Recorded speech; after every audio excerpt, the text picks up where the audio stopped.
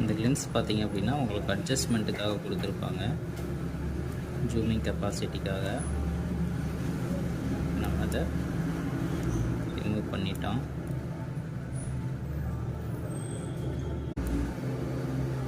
ரெண்டு பார்ட்ஸுமே பார்த்தீங்கன்னா உங்களுக்கு லென்ஸ்க்காக கொடுத்துருக்காங்க. மெயினான பார்ட்டு பார்த்தீங்கன்னா இது தான்.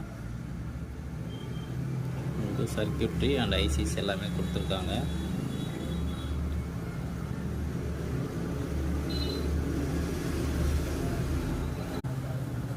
டச் பண்ணிடக்கூடாது. நம்ம சால்டர் பண்ணிட்டோம்.